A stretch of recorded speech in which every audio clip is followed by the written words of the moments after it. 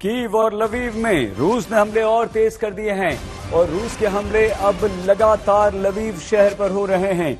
Lviv airport को निशाना बनाया गया और उसे पूरी तरह से तबाह कर दिया गया। लवीव एयरपोर्ट पर मौजूद लवीव एयरपोर्ट की इमारत को बर्बाद कर दिया गया, निशाना बनाकर हमला किया गया और उसके बाद उस इमारत को उड़ा दिया।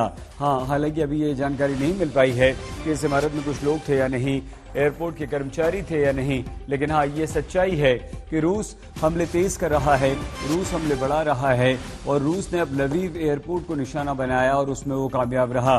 हालांकि इस एयरपोर्ट को रूस ने इसलिए निशाना बनाया क्योंकि उसे शक था कि यहाँ से कोई ना कोई फ्लाइट उड़ सकती है, लड़ाकू विमान यहाँ पर लैंड कर सकते हैं। खार्किव, निकोलेव, ओडेसा और कीव, हर जगह तबाही की तस्वीरें नजर आ रही हैं। आग लगी हुई है। जब हमला रूस करता है, कोई मिसाइल आकर गिरती है तो उस इमारत को पूरी तरह से जला देती है, खाक कर देती है। फायर फाइटर्स उस आग को बुझाने की मदद करते हैं, लोगों को राहत पहुंचाने की कोशिश करते हैं, लेकिन कुछ घंटों बाद, एक दिन 2 दिन बाद, वो खंडहर में इमारत तब्दील हो चुकी होती है और सिर्फ वहां पर काला धुआं दिखाई देता है।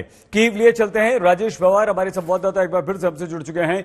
राजेश, खबर ये आई है, लवीव की तो तस्वीर हमने दिखा दी, लेकिन कीव में भी हमले तेज हो गए हैं। क्या जानकारी है, क्या खबर है, क्या इस वक्त की स्थिति है राजेश?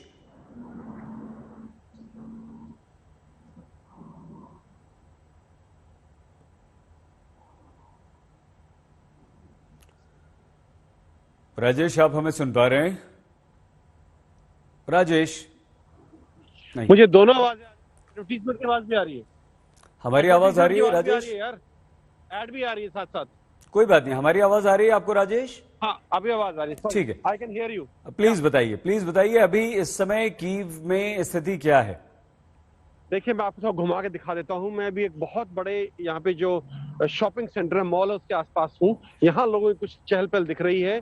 सेंटर में जहां मैं रहता हूँ वहां बिल्कुल जो है सन्नाटा है। एक बार मैं कैमरा घुमा के आपको दिखा रहा हूँ। सही, प्लीज। ये आर्काडिया अगर आप देख रहे हैं, बहुत बड़ा मॉल है, शॉपिंग कॉम्प्लेक्स है, सुपरमार्केट है। यहाँ कुछ लोगों की चहल पहल है क्योंकि ये सब अकेला इलाका है, अकेली सुपरमार्केट है इस एरिया में जो खुली है। बाकी सब बंद हैं और कहीं पे भी कुछ इतना ज्यादा सामान अवेलेबल नहीं है। लेकिन मैं आपको बता दूं, पिछले कुछ दिन में कीव में जो है सप्लाईज बेटर हो गई हैं, खाने की हो, बाकी सामान की हो। और यहाँ तक कि मैं आज एक फोन भी खरीद पाया हूँ जो मैं पिछले 10 दिन से खरीदने की कोशिश कर रहा था जी। तो सिचुएशन थोड़ी बेटर हो गई, सप्लाईज बेटर हो गई हैं कीव शहर के अंदर। लेकिन हमारे पास जो खबर आ रही है राजेश, वो ये है कि रूस ने कीव पर भी हमले तेज कर दिए हैं। लवीव एयरपोर्ट को तो बर्बाद कर दिया, वहां की तस्वीर तो आ गई है। कीव में क्या कहीं बॉर्डर पर या कहीं और रूस अटैक कर रहा है आज या नहीं?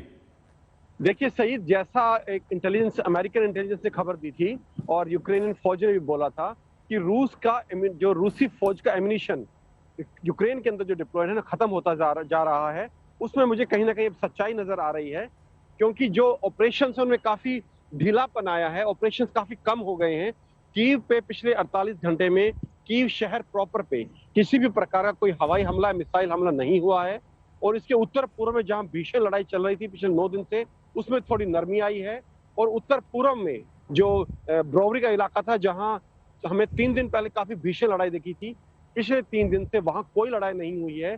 तो ये कहीं ना कहीं इस बात को पुख्ता करता है कि जो इंटेलिजेंस अमेरिका ने दी थी और जो यूक्रेन फौज बोल रही थी कि रूसी फौज की सप्लाईज कैचअप नहीं हो पा रही हैं और उनका एम्यूनिशन लगभग खत्म होने के कगार पे है, कहीं ना कहीं वो बात सच लगती है। और ये सारी चीजें उस तरफ इशारा करती हैं कि वो इंटेलिजेंस सही थी। सही राजेश, बहुत धन्यवाद।